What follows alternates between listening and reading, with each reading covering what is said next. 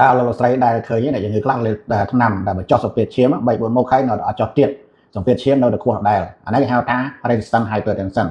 จัง resistant hypertension นั่นคือโนเปลได้เนี่ยชื่อเดี๋ยวเล็บทั้งนำไปจอดสเปียร์เชียมอย่างติ๊กใบมกให้ทั้งนำน้องจำลองลูกเป็นทั้งนำไปจอดถึงโนมกให้สเปียร์เชียมดอโคดาวอย่างจังมาแต่สเปียร์เชียมเราควรได้หรือก็เนี่ยชื่อได้เล็บทั้งนำไปจอดสเปียร์เชียมคนใต้ทั้งนำได้อ้อยนั่นคือทั้งนำบนมกให้สเปียร์เชียมไอจอมาทอมาได้resistant hypertension นั้นវាមានប្រហែលជា10%ក្នុងចំណោមអ្នកជំងឺដែលមានលើសសម្ពាធឈាមហើយកត្តាហានិភ័យដែលបង្កឲ្យមាន resistant hypertension ហ្នឹងទាក់ទងជាមួយអាយុកាលណាអាយុយើងកាន់តែច្រើនជាពិសេសអាយុ55ឆ្នាំឡើងទៅអ្នកជំងឺដែលថត់អ្នកជំងឺដែលមានជំងឺខ្សោយតម្រងរ៉ាំរ៉ៃអ្នកជំងឺដែលមានជំងឺទឹកនោមផ្អែមអញ្ចឹង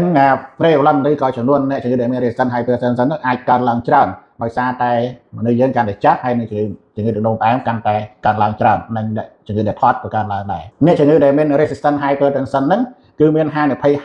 50% នៃហានិភ័យនៃកើតជំងឺសរសៃឈាមបេះដូងឬក៏ស្ទះសរសៃឈាមបេះដូងជំងឺខ្សោយតម្រងនោមរ៉ាំរ៉ៃនឹងស្លាប់ដោយសារតែជំងឺសរសៃឈាមនិងបេះដូងបើប្រៀបធៀបជាមួយនឹងអ្នកជំងឺដែលមានលើសសម្ពាធឈាមដូចគ្នាហើយគាត់គ្រប់គ្រងសម្ពាធឈាមបានល្អដើម្បីបញ្ជាក់ថាអ្នកជំងឺនឹងមាន resistant hypertension ឬក៏អត់យើងត្រូវតែ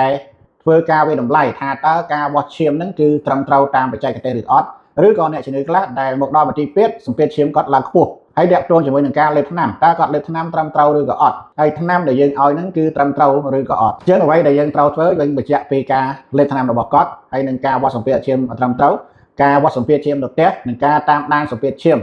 រៀងរាល់ថ្ងៃដើម្បីបញ្ជាក់ថាតើការឡើងសម្ពាធឈាមហ្នឹងវាត្រឹមត្រូវឬក៏វាប្រកបមែនឬក៏គ្រាន់តែឡើងម្ដងម្កាលនោះទេមួយទៀតដែលយើងត្រូវតែស្វែងរកនៅលើអ្នកជំងឺដែលសម្ពាធឈាមនៅតែឡើងដល់ពេលដែលយើងប្រើថ្នាំ3មុខហើយគឺយើងត្រូវគិតដល់ secondary hypertension ឬក៏ការលើសសម្ពាធឈាមដល់ប្រភេទទី2ដូចជាអ្នកជំងឺដែលមាន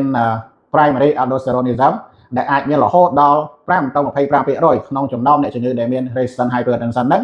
អ្នកជំងឺដែលមាន obstructive sleep apnea បានន័យថាគេកដកដង្ហើមមានរហូតដល់25ទៅ50% នៅក្នុងចំណោមអ្នកជំងឺដែលមាន resistant hypertension ហ្នឹងចំពោះការគ្រប់គ្រងឬក៏ព្យាបាលវិញសំខាន់ឬផ្ដល់ប្រឹក្សាទៅអ្នកជំងឺទាក់ទងជាមួយនឹងការសម្រកទម្ងន់ការហាត់ប្រាណហើយនឹងការប្រើថ្នាំឲ្យបានទៀងទាត់គ្រូពេទ្យនឹងប្រើថ្នាំឬក៏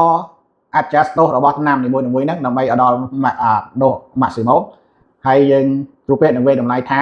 តើនឹងត្រូវបន្ថែមថ្នាំផ្សេងទៀតទៅលើថ្នាំដែលគាត់កំពុងលេបហ្នឹងឬក៏ប្រើវិធីផ្សេងទៀតទៅតាមបច្ចេកទេសរបស់គ្រូពេទ្យនិងទៅតាម